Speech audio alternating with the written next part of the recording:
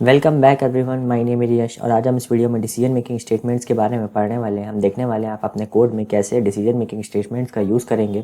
तो मैं वीडियो को शुरू करता हूं। तो डिसीजन मेकिंग स्टेटमेंट क्या होते हैं? जैसे आप अपना कोई प्रोग्राम लिख रहे हैं और अगर आप डिसीजन मेकिंग स्टेटमेंट्स का यूज़ कर रहे हो उस प्रोग्राम में, तो क्या होगा, आप कुछ कंडीशंस लिखेंगे और कंडीशंस के अकॉर्डिंग वो स्टेटमेंट्स एग्जीक्यूट होने वाले हैं। अगर कंडीशन ट्रू होगी तो एग्जीक्यूट होगा कोई और स्टेटमेंट, और अगर कंडीशन फॉल्स होगी तो कोई और स्टेटमेंट एग्जीक्यूट होगा। तो अगर ये सर्टेन कंडीशंस के अकॉर्डिंग स्टेटमेंट जो है वो एग्जीक्यूट होते हैं। तो डिसीजन मेकिंग स्टेटमेंट्स जावा में दो टाइप के होते हैं। एक तो इफ एल्स स्टेटमेंट हुआ, एक स्विच केस स्टेटमेंट हुआ।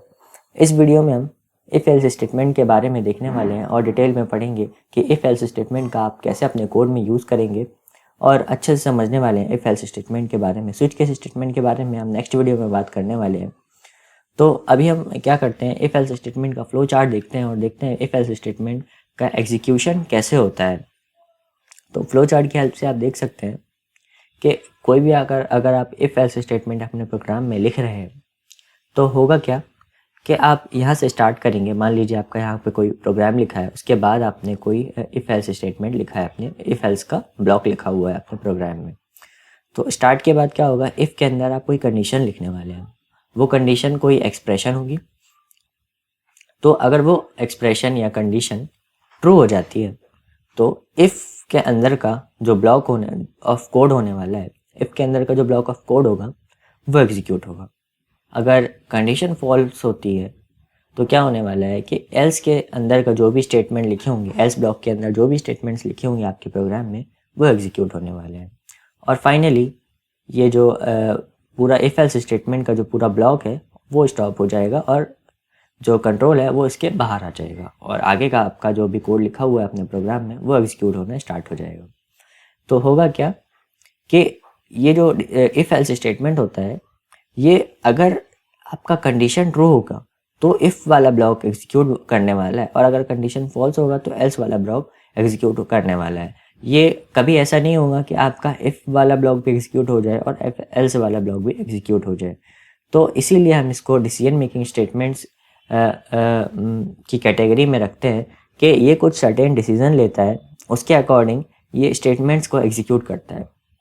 तो हम कोड की हेल्प से समझते हैं कि आप इफ एल्स स्टेटमेंट का कैसे यूज़ कर सकते हैं। तो मैं अपनी इक्लिप्स आईडी पे स्विच कर लेता हूँ और यहाँ पे मैं एक न्यू क्लास बनाने वाला हूँ। न्यू पे जाना है, क्लास पे क्लिक कीजिए और यहाँ पे मैं बनाऊँगा कंडीशनल वन के नाम से class. Public static void main को टिक करूँगा और फिनिश पे क्लिक करूँगा। मिनिमाइज़ कर देता हूँ उसको। अब मैं क्या करने वाला हूँ, यहाँ एक वेरिएबल बना देता हूँ मैं। सपोज मैंने बना दिया int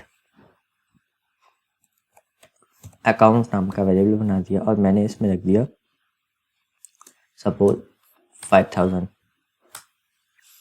and if else block लिखूंगा अब मैं।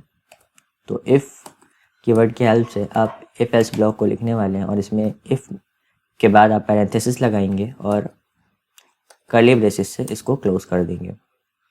कर्ली ब्रैकेट्स के अंदर आप अपना कोड लिखेंगे और पैरेंथेसिस के अंदर आप कोई भी कंडीशन लिखने वाले हैं।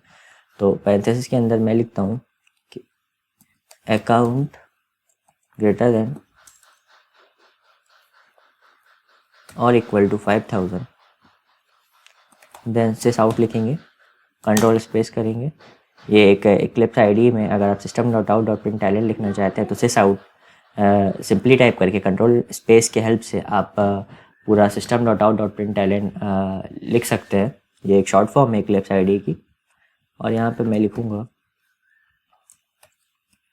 Your account balance is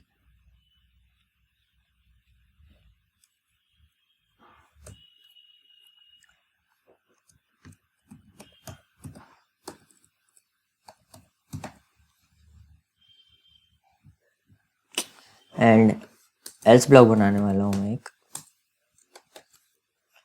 else block के अंदर आप कोई भी पैरेंथेसिस नहीं लगा, एल्स ब्लॉक जब भी आप लिखेंगे तो आप कोई भी कंडीशन नहीं लगाने वाले हैं। हमेशा जब इफ़ ब्लॉक लिख रहे होंगे तभी आपको कंडीशन लगाना है। एल्स ब्लॉक के अंदर मैं फिर से सिस आउट कर लेता हूँ एंड यहाँ पे मैं लिखने वाला हूँ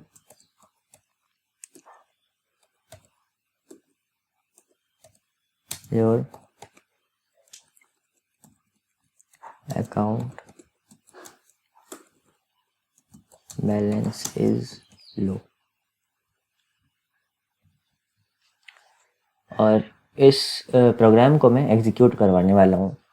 तो पहले हम देखते हैं कि हमारा आउटपुट क्या आ रहा है। कंपाइल एंड रन कराता हूँ मैं अपने प्रोग्राम को। तो अभी क्या आया, योर अकाउंट बैलेंस इज 5000।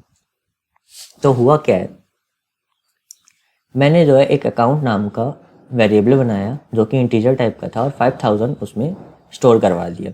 अब मैंने क्या किया है कि इफ़ स्टेटमेंट और एल्स स्टेटमेंट लिखा हुआ है, जिसमें मैंने इफ़ के अंदर एक स्टेटमेंट लिखा हुआ है एंड एल्स ब्लॉक के अंदर मैंने एक स्टेटमेंट लिखा हुआ है।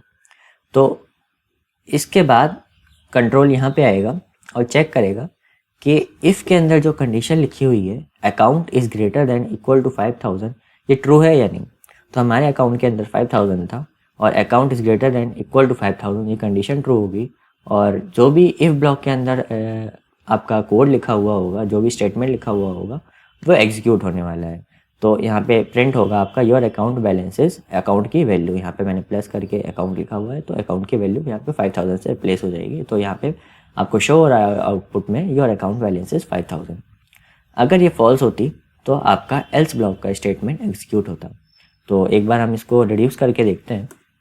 इसको मान लीजिए मैंने 4000 या 1000 कर दिया और अब कंपाइल एंड रन कराएंगे अपने प्रोग्राम को।